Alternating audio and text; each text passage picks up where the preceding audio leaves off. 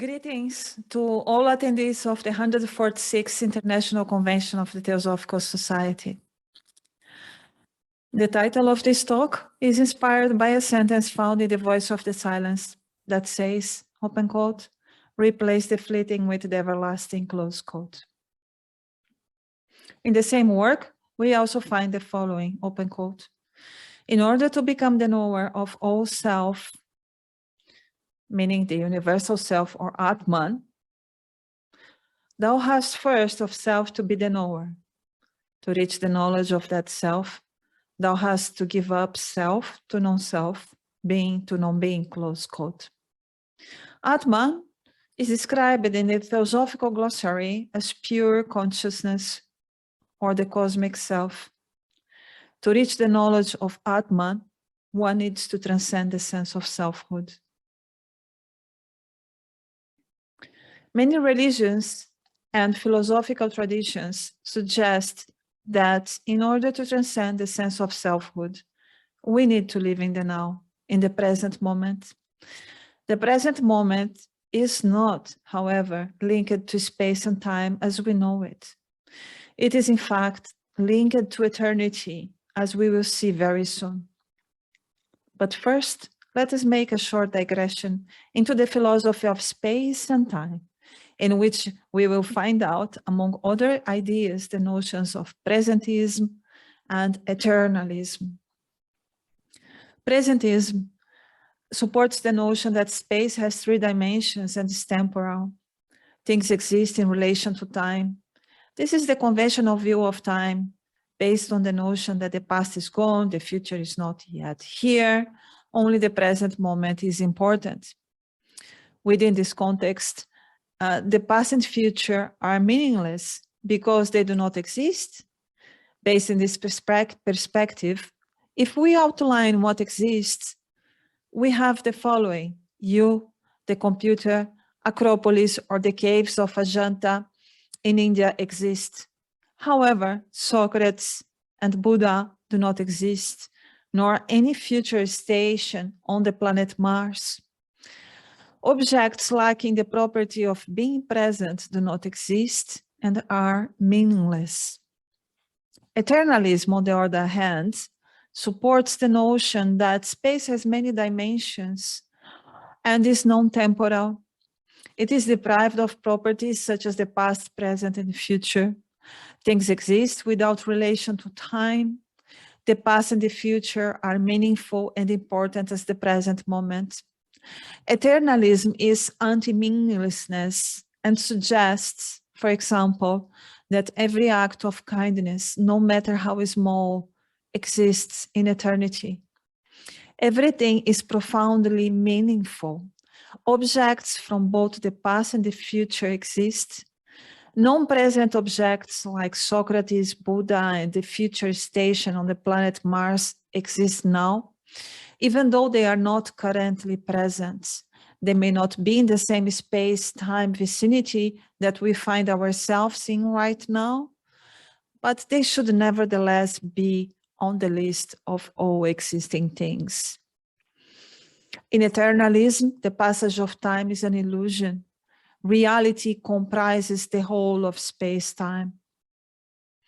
I shall make a brief disclaimer. Please notice that eternalism, as mentioned here, is not related to the Buddhist doctrine of Sasatavada in Pali, or in Sanskrit Sasvata Dristi, usually translated as eternalism, a kind of thinking rejected by the Buddha in the Nikayas, involving the belief in an eternal self. Instead, it is linked to the illusion, linked to the notion of time being an illusion, as it has been supported, for example, by many modern scientists such as Mark Taggart. And even Madame Blavatsky also suggests in the Secret Doctrine, open quote, that time is only an illusion produced by the succession of our states of consciousness as we travel through the eternal duration, close quote. HPB is an eternalist, not a presentist. The theosophical teachings are inserted within an eternalist approach. But what is eternity? Blavatsky links eternity to the notion of duration and explained that, open quote, duration is, it has neither beginning nor end. How can you call that which has neither beginning nor end time? Duration is beginningless and endless. Time is finite, close quote. Krishnamurti was also an eternalist, as we can see here, open quote. Is there a meditation which has no direction, which is not conscious, deliberate? Find out. That requires great energy, attention, passion, not lust. That is just.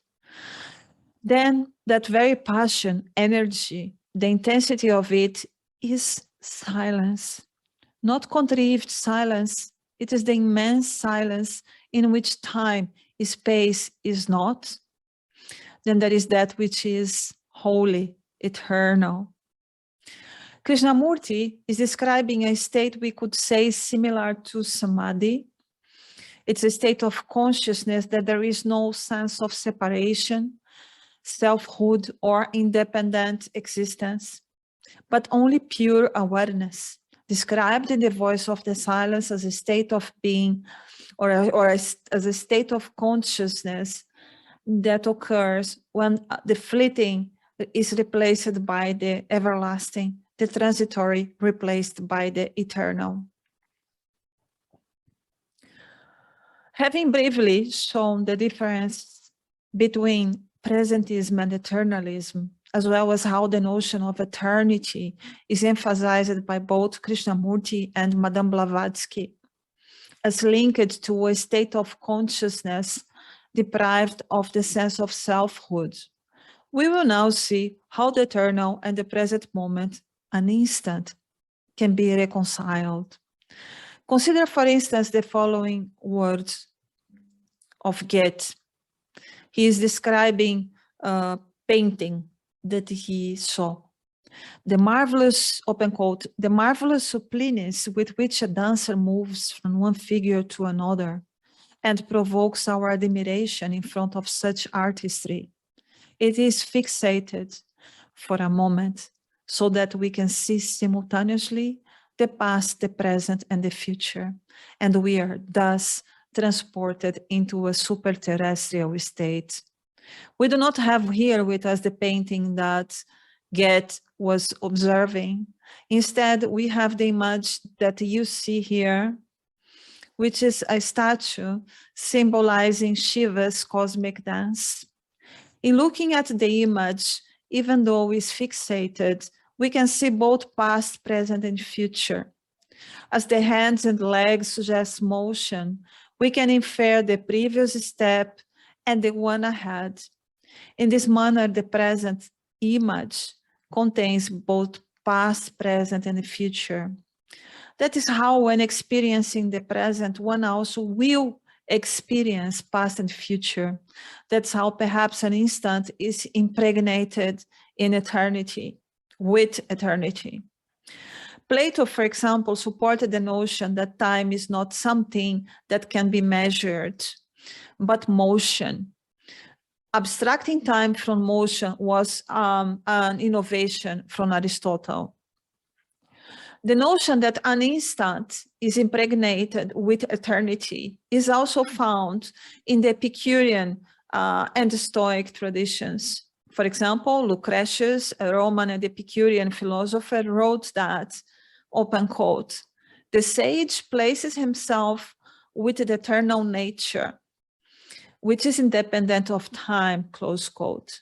In this manner, the present moment, one instant, becomes the living symbol of the unexplorable, as we cannot explore eternity, triggering a profound feeling of union with a reality that transcends the limits of the self.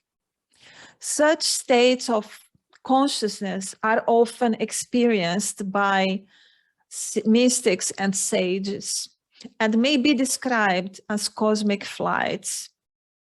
The view of a sage gazing infinity, as this image suggests, who, in an effortless state of tranquility, contemplates the infinity of space.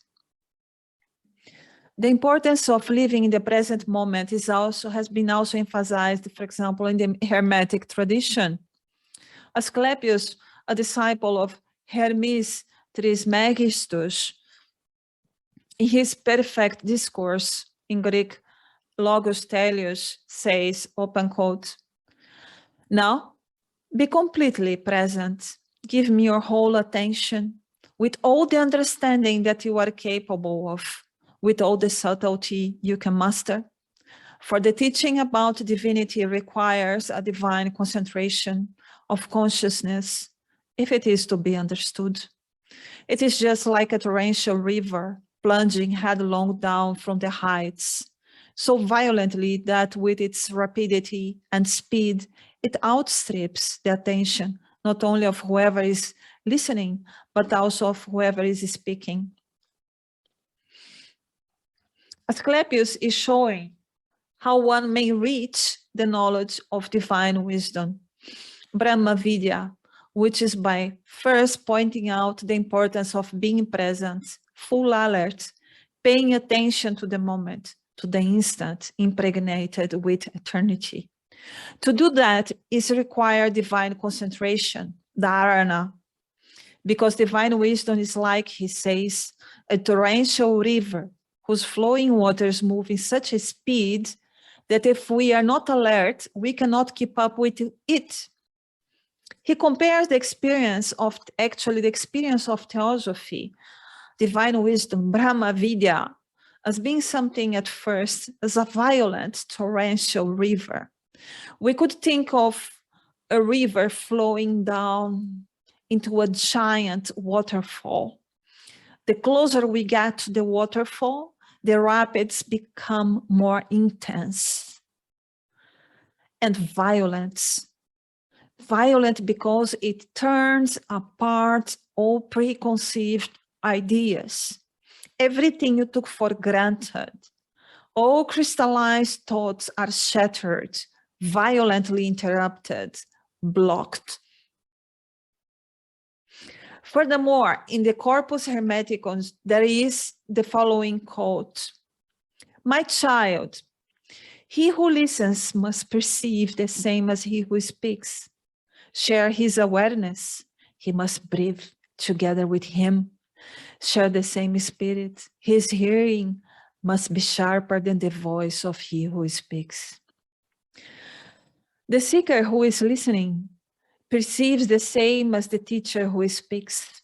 Both are in tune and sharing a state of pure awareness. Notice the text says they breathe together, share the same spirit.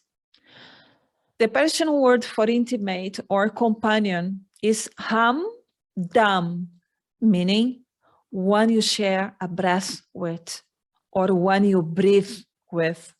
Kingsley mentions that the same words is used in Sufism as meaning being of the same breath.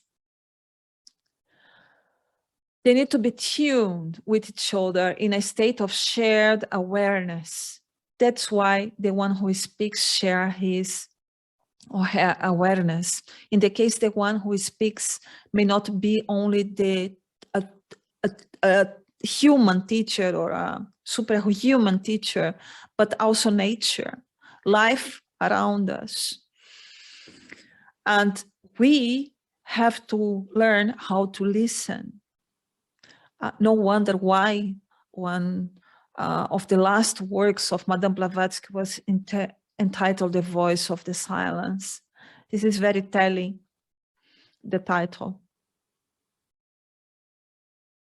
Now, Krishnamurti described awareness as, open quote, observation without choice, condemnation, or justification, silent observation from which there arises understanding without the experiencer and the experienced. In this awareness, which is passive, there is no end in view to be gained, and there is no becoming the me and the mine, close quote. Krishnamurti is describing samadhi, pure awareness, during which the observer and the observed are one. In this state, there is no sense of separation, nor of selfhood or independent existence. Samadhi is the highest state of mental concentration that people can achieve while bound to the body, and which unites them with the highest reality. Self-consciousness, union with the spiritual monad by intense and profound spiritual contemplation or meditation. The main challenge is to be able to focus on the eternal or the eternal now, is letting go the sense of selfhood. And this can occur only in a profound state of tranquility and divine concentration, during which the person becomes passive. In order to understand what is meant, I can only ask you to try to recall, to remember a moment of contemplation you experienced in nature or another setting, during which you completely lost the sense of self, space, and time. In that moment, you had a glimpse of samadhi. Many of us have experienced it. That's also a living experience of the divine, of the sacred, when the observer and the observed become one. Most of us never learned or were taught how to achieve that state. It just happened during a moment of effortless tranquility. I suggest you to try to focus on the now. Then stop and focus on the eternal for some time. Feel the difference between these two approaches. It is irrelevant whether one knows or not what the eternal is. What is important is that the shift from the idea that the present is the only thing that matters, as past and future are gone, to the idea that the present is impregnated with eternity. Thank you.